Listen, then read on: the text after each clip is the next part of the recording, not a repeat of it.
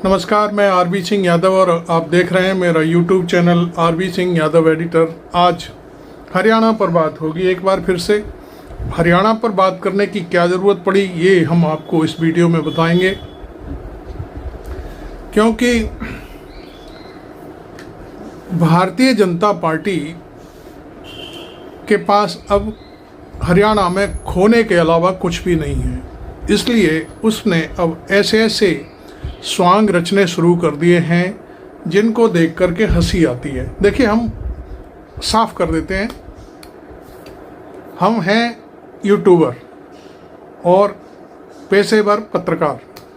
हमारी ना किसी से दुश्मनी है, ना किसी से दोस्ती है। किसी पार्टी के हम एक चवन्नी के मेंबर नहीं हैं।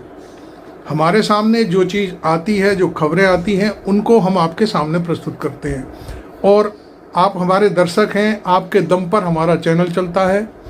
आप हमें नहीं देखेंगे, गालियां दे के चले जाओगे, दूसरा चैनल खोल लोगे, मोबाइल आपके हाथ में होता है। इसलिए हमें इस बात में कहने में कोई गुरेज नहीं है कि जो अब तक जो हम लोगों को आपने यहाँ तक पहुँचाया है वो आपकी बदौलत ही है, और अब जिस दिन आप हमें छोड़ के चल देंगे, हमारी कोई यहाँ पर औकात नहीं होगी। हम साफ साफ बोलते हैं। आपको चाहे हो सकता है हमारी बात पर हंसी आ रही होगी, हो सकता है आपको गुस्सा भी आ रहा होगा कि नहीं आप ये कैसी बात कर रहे हैं, लेकिन मैं आपको बता दूं, भारतीय जनता पार्टी से हमारा कोई सरोकार नहीं है, ना हमारी उससे दुश्मनी है। नरेंद्र मोदी से हमारा कोई मतलब नहीं है, क्योंकि ना तो नरेंद्र मोदी ने हमारा खेत जोता है, ना हमारी कोई और बात की है। ना राहुल गांधी हमें खाने को कुछ देते हैं, ना कोई और हमको कुछ करता है। ना अखिलेश यादव की हम पार्टी के मेंबर हैं, हम केवल पेशेवर पत्रकार हैं। इसलिए हम अब हरियाणा पर फोकस करते हैं, और वो फोकस इसलिए है कि कांग्रेस के 2-3 छोरे सक्रिय होते हैं, और जो कुमारी सैलजा हैं उनको, जो कांग्रेस की वरिष्ठ नेता हैं, सांसद भी हैं इस समय, वो उनके बारे में गलत टिप्पणियां कर रहे हैं। अब ये लड़के ऐसा क्यों कर रहे हैं ये तो हमारी समझ में नहीं आया, लेकिन कांग्रेस ने खासतौर पर हुड्डा, जो भूतपूर्व मुख्यमंत्री हैं हरियाणा के और कांग्रेस पार्टी के इस समय हरियाणा में सबसे बड़े नेता हैं, उन्होंने उन लोगों को ढूंढ करके निकलवाया कि ये कौन लोग हैं, क्यों सैलजा जी को गाली दे रहे हैं। हालांकि उससे पहले जब उन्होंने इस तरह की बातें कही तो एक रैली के दौरान हुड्डा जी ने बाकायदे क्लियर कह दिया कि सैलजा जी हमारी बहन है, मेरी छोटी बहन है। कोई भी कार्यकर्ता उनके बारे में ऊल फजूल बात करेगा, उसके लिए पार्टी में कोई जगह नहीं है। इससे बड़ी बात शायद मैं समझता हूँ कोई इतना बड़ा नेता नहीं कह सकता। उन्होंने कहा कि वो हमारी नेता हैं, हमसे भी बड़ी नेता हैं वो, और उनका हम सम्मान करते हैं, वो हमारी बहन के बराबर हैं। तो ये सारी चीज़ें जब हुई, तब अचानक से बीजेपी का एकदम बीजेपी में उबाल आया और आईटी सेल सक्रिय हो गया कि हम चाहते हैं कि सैलजा चीफ मिनिस्टर बने हरियाणा की। अरे भाई, अब हम अंदरूनी कहानी पर आते हैं कांग्रेस की। सुरजेवाला सैलजा जी को उकसाते रहते हैं, आप चीफ मिनिस्टर बन सकती हैं, आप ये बन सकती हैं, वो बन सकती हैं, और आपको नहीं बनाया जा रहा है तो आप घर बैठ जाइए। देखिए, सुरजेवाला ने किस तरह से सैलजा जी की हवा निकाल दी है। पूरा चुनाव का मैं समझता हूँ आधे से ज़्यादा समय पूरा हो चुका है। 4 अक्टूबर को शायद वोटिंग होगी, मतदान होगा, और अभी तक सैलजा कोई भी मीटिंग करने हरियाणा में नहीं गई हैं। वो घर बैठी हुई दिल्ली में। तो ये आपको एक बड़ी सूचना गहराई से दे रहे हैं कि अचानक से भारतीय जनता पार्टी के पेट में दर्द क्यों होने लगा। उसने कहा कि नहीं, सैलजा को हम चीफ मिनिस्टर बनाएंगे, हम समर्थन करेंगे, और जनता, हरियाणा की जनता चाहती है सैलजा जी चीफ मिनिस्टर बने। अरे भाई, वो ऑलरेडी सांसद हैं, फिर दूसरा प्रचार भी नहीं कर रही हैं, वो कुछ कह भी नहीं रही हैं। अनिल विज की तरह वो नहीं कह रही हैं मैं चीफ मिनिस्टर बनूंगा और सबसे सीनियर नेता हूँ भारतीय जनता पार्टी में। एक फूका हुआ कारतूस इस तरह से कह रहा है, ऐसा तो सैलजा जी ने नहीं कहा, लेकिन बीजेपी ज़बरदस्ती उन्हें चीफ मिनिस्टर बनाने की पेशकश कर रही है, उनका नाम आगे बढ़ा रही है। और मायावती का भतीजा है आनंद, वो भी उतर आया है मैदान में कि शैलजा जी चीफ मिनिस्टर बनेंगी, हम समर्थन करेंगे। अरे भाई, तुम्हारी औकात क्या है ये बताइए। उत्तर प्रदेश में तुम्हारा एक विधायक नहीं, एक सांसद नहीं। तुम्हारी बुआ ने तुम्हें बीजेपी के खिलाफ बोलने के चक्कर में तुम्हारा जो तुम्हें पद दिया था वो छीन लिया। आप उस समय चुपचाप बैठे रहे, आपने बुआ को एक शब्द नहीं कहा कि बुआ आपको जो करना है सो करिए, मैं तो बीजेपी का विरोध करूंगा, लेकिन आपने नहीं किया। और 3 महीने बाद जैसे ही वो मामला पैचअप हो गया, आपने फिर से जो है आपको पदभार ग्रहण करा दिया गया। तो आप वहाँ क्या कर रहे हो हरियाणा में? आपकी पार्टी का एक भी व्यक्ति नहीं है वहाँ पे, सारा दलित है। हम बहुत सारे वीडियो रोज़ाना सुनते रहते हैं, वो दलित हैं, कांग्रेस के साथ जा रहे हैं। सारा पूरा जम के पूरा जाटलैंड और पूरा दलित समाज पूरा कांग्रेस के लिए वोट दे रहा है, राहुल गांधी के नाम पर वोट दे रहा है। अब आप तो वोट कटवा साबित होने के लिए वहाँ पर चौटाला के साथ पार्टी ज्वाइन कर लिए। आपका एक दूसरा साथी है जो सांसद है, नगीना से है, कहाँ से है वो, जो अकेला सांसद है अभी, जो निर्दलीय जीत के आया है, उसने जजपा से संबंध बना लिया है। जजपा का जो वो लड़का है अशोक चौटाला का नाती, चौटाला जी का नाती, उसको चीफ मिनिस्टर बनाने के लिए वहाँ पे समर्थन कर रहा है। तो कुल मिलाकर के आप दोनों लोग क्या कर रहे हो कि दलित वोट कट जाए और भारतीय जनता पार्टी जीत जाए और कांग्रेस हार जाए। लेकिन ऐसा नहीं है। देखिए, मैं आपको बता दूं, वहाँ पे राहुल गांधी चुनाव नहीं लड़ रहे हैं, वहाँ पे कांग्रेस चुनाव नहीं लड़ रही है, वहाँ पे हुड्डा भी चुनाव नहीं लड़ रहे हैं, वहाँ हरियाणा की जनता चुनाव लड़ रही है। भाइयों, आपको ये बात पता होनी चाहिए। हरियाणा के किसान प्रदेश है हरियाणा, असलियत पूछी जाए तो, और वो सीधा सपाट जवाब देना भी जानता है। उसके किसान अभी भी बॉर्डर पर रुके पड़े हैं। आप ये बातें नहीं उठाओगे क्योंकि आपके बस की बात नहीं है। आप ये बातें उठाओगे तो भारतीय जनता पार्टी आपके यहाँ ईडी भेज देगी, लेकिन आप वो काम नहीं करोगे। मैं आपको बता दूं कि आप सिर्फ और सिर्फ वोट काटने के लिए वहाँ प्रत्याशी खड़े किए हुए हो, लेकिन आपको इस चुनाव में पूरा पता चल जाएगा, क्योंकि हरियाणा की जनता चुनाव लड़ रही है। और जनता में एक पत्रकार हैं वहाँ के जाने माने, उनका नाम नहीं लूँगा मैं, उनका एक दो शो मैंने देखा है किसी के साथ। उस शो में उन्होंने 3 दिन पहले कहा था कि 20 सीटें आएंगी भाजपा की।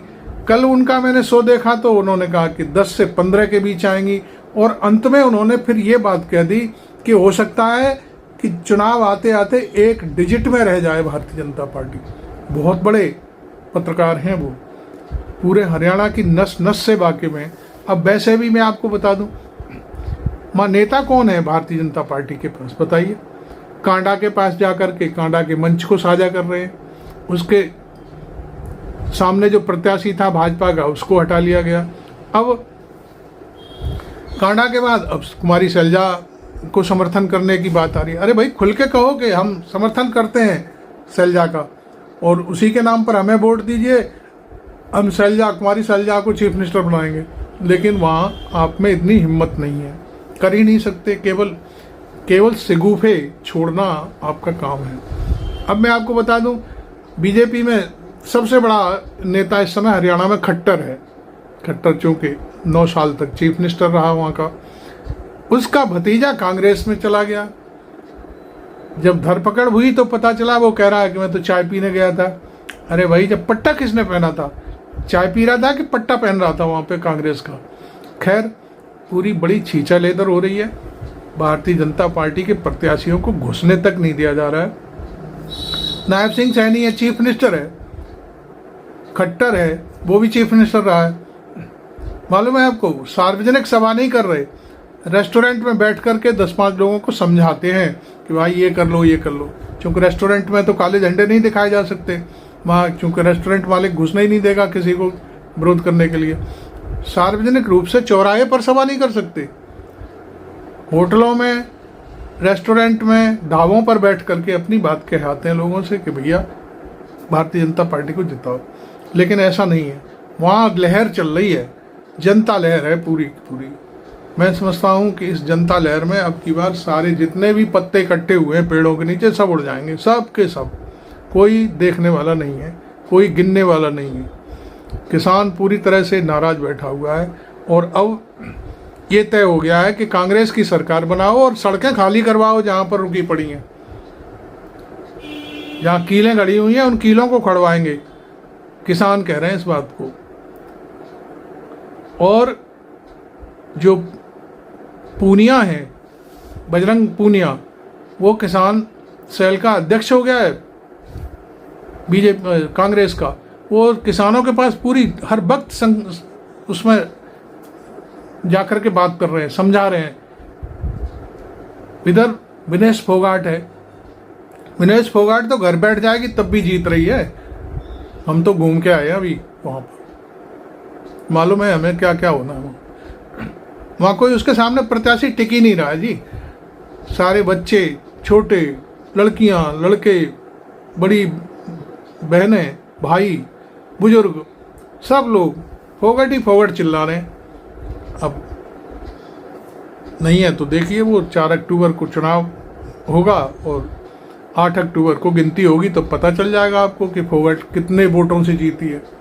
लोग तो वहाँ पे अभी इंतजार कर रहे हैं कि खेल मंत्री बनाया जाए फोगट को, क्योंकि वो खेलों की रानी है, खेलों के प्रति उसका रुझान है, वो बच्चों को खिलाड़ी बनाएगी। अब आप देखिए, एक सीधी सी बात है, हरियाणा के बच्चे सबसे ज़्यादा मेडल लाने वाले हैं देश में, और किसी प्रदेश के हैं क्या? नहीं है। वो खेल मंत्री बन जाएगी। लोगों की डिमांड भी शुरू हो गई है, खेल मंत्री बनाओ इसको, इससे बच्चों का भविष्य सुधरे और ज़्यादा से ज़्यादा खिलाड़ी पैदा करे हरियाणा में।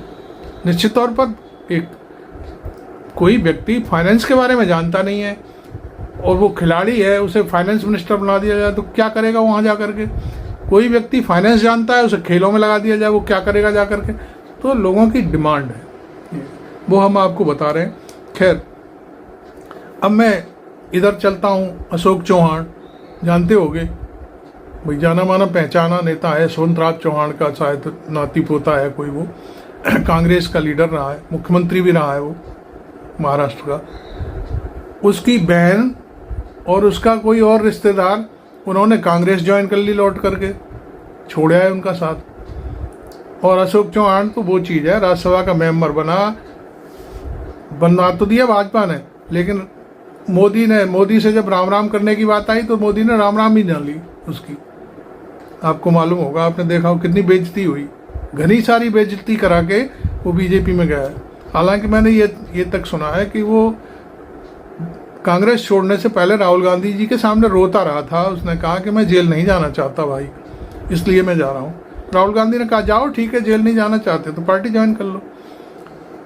वो सीटें जहाँ से वो चौहान जो कांग्रेस के राज्य में सांसद बना करता था, विधायक बना करता था, वो सीटें तक हार रहे हैं वहाँ पे अशोक चौहान का। वहाँ अब मोदी कह रहे हैं ये तो फुका हुआ कारतूस ले आया भाई, मैं क्या करूँगा, इसलिए उन्होंने राम राम भी ना ली।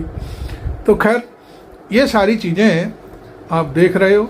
अब मैं आता हूँ एक बहुत अजीब व गरीब बात पर। एक चैनल था 4 PM, उसे मैंने जब अपना चैनल मैंने शुरू किया तो सबसे पहले मैंने उसे सब्सक्राइब किया कि भाई ये आदमी अच्छा बोलता है और इसकी बात को सुना जाना चाहिए। हम सुनते भी थे।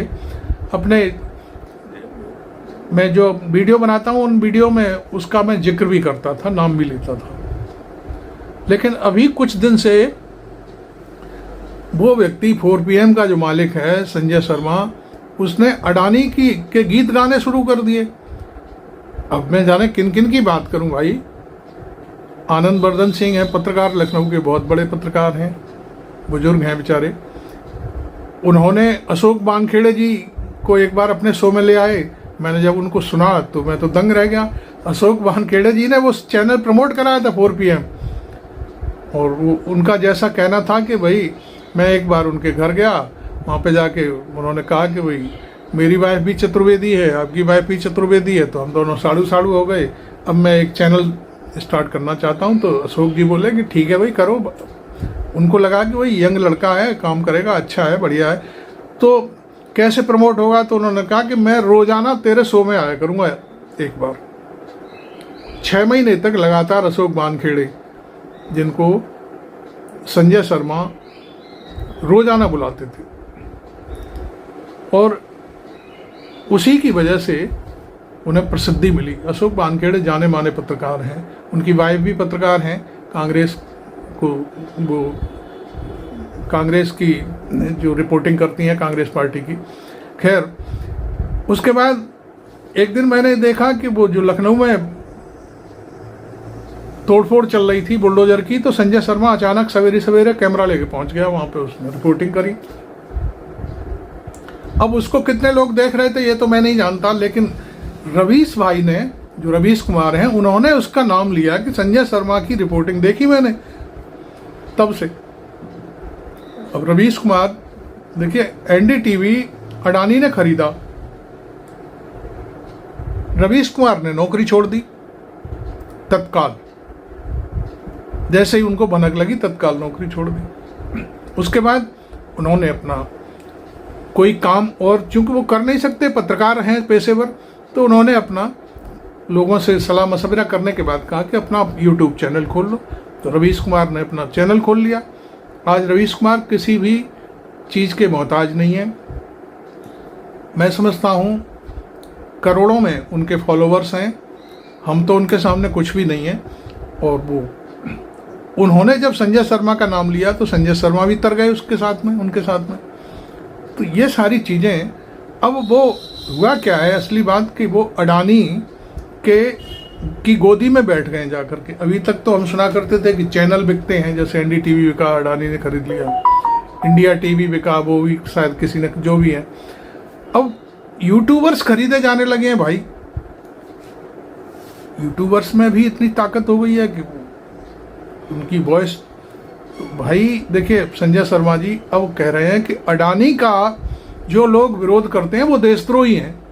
अब उसमें तो देखिए, रवीश कुमार भी देशद्रोही हैं, अभिसार शर्मा भी है, दीपक शर्मा भी है, और भी हैं। हम भी अडानी के बारे में खिलाफ बोलने का मतलब नहीं, हकीकत दिखाते हैं, तो इसका मतलब हम देशद्रोही हो गए। राकेश पाठक ग्वालियर वाले, वो भी हैं, और भी कई एक लोग हैं। तमाम लोगों ने छोड़ दिया। एक मयूर जानी है, आपको बता दूं, मैं शायद गुजरात चैनल देखते हैं 4 PM का, देखते थे। जब उनको पता चला कि अडानी की गोद में बैठ गए हैं संजय शर्मा, उनके प्रधान संपादक, तो उन्होंने एक वीडियो बनाया अडानी के खिलाफ और उनको सीधे भेज दिया उनकी आईडी पे, और कहा कि संजय जी इसे चलाइए, वो आप नहीं चलाएंगे तो फिर हमारी आपकी राम राम। संजय शर्मा वो वीडियो आज तक नहीं चला पाए। तो ये सारी बातें कितनी भयंकर हो रही हैं कि अडानी को कितनी बड़ी चिंता हो रही है कि उसका खेल अब यूट्यूबर्स भी बिगाड़ने लगे हैं। नेचुरल सी बात है, अडानी के खिलाफत नहीं है। अडानी की जो कमियां हैं, हम कह रहे हैं वो बेईमान नहीं है, लेकिन वो जो काम कर रहे हैं वो बेईमानी के रास्ते पर होकर के चल रहे हैं। फर्जी पैसे को घुमा करके, और वो अपनी ताकत दिखा रहे हैं कि हम सबसे बड़े व्यापारी हैं, हमारे यहाँ सबसे ज़्यादा कारोबार होता है। वो फर्जी है। उनका भाई बैठ करके, मैं कौन सा कंट्री है एक छोटा सा, वहाँ से वो पैसे को घुमाता है, और वो अपनी इनकम और वो सारी चीज़ें दिखा करके, टैक्स जमा करके, वो कंप्लीट अपनी प्रोफाइल तैयार करके बैंकों को ठग रहा है। उसने कुछ प्रोजेक्ट हाथ में ले लिए, उसमें 46,000 करोड़ रुपया बैंकों का बकाया था उन प्रोजेक्ट्स पर, जो बीमार प्रोजेक्ट थे। और उसमें से मैं समझता हूँ शायद 1/4, मेरे को अभी ध्यान नहीं है, मैंने अपने पिछले वीडियो में बोला था, वो पैसा माफ़ करा लिया, और बाकी दे करके वो सारे प्रोजेक्ट हरे कर लिए उन्होंने, सूखे हुए प्रोजेक्ट। तो ये अब बात आती है कि नरेंद्र मोदी किसान का 1,50,000 जो भी होता है, छोटा मोटा कर्जा होता है, उसे तो माफ़ नहीं कर रहे हैं, उसका 46,000 करोड़ रुपया माफ़ करवा दिया। ये सारी कहानियां हैं। ये कहानी जब लोग सुनाते हैं तो अब संजय शर्मा को बुरा लगने लगा, शायद इसलिए जो सुनने में आ रहा है कि संजय शर्मा के लड़के की नौकरी लग गई है उसकी कंपनी में। संजय शर्मा ने कोई डील कर ली है, पत्रकार की वजह वो डीलर टाइप बन गए हैं। तो अब अशोक भाई वानखेड़े ने तो पूरी कुंडली खोल दी कि वो कैसा है, उसकी सूचनाएं तो मेरे पास बहुत पहले से आ रही थी। लेकिन किसी ने मेरे को कहा, किसी ने क्या कहा, उनकी पत्नी ने खुद कहा अशोक वानखेड़े की ने कि भाई आपके नाम पर वहाँ पे लेन देन हो रहा है, आप जो शो करते हो उसके साथ में। और ये बात कांग्रेस ने उनकी पत्नी को बताई, पत्नी ने वानखेड़े जी को बताई। वानखेड़े ने तब से उस मामले में कान पकड़ लिया कि भाई अब मैं इसके शो में नहीं बैठूंगा। अभी एक दुबे साहब हैं, वरिष्ठ पत्रकार हैं, उनको भी पूरी तरह से उन्होंने कब्जे में कर लिया है। अब वो, मैं समझता हूँ वो कब तक उनके साथ चलेंगे शायद मुझे नहीं मालूम, क्योंकि दुबे साहब भी बहुत ही सीनियर आदमी है, बहुत ही कर्मठ व्यक्ति हैं, प्रोफेसर दुबे, और हम लोग भी उनकी बहुत इज्जत करते हैं क्योंकि वो बहुत बड़े जानकार हैं।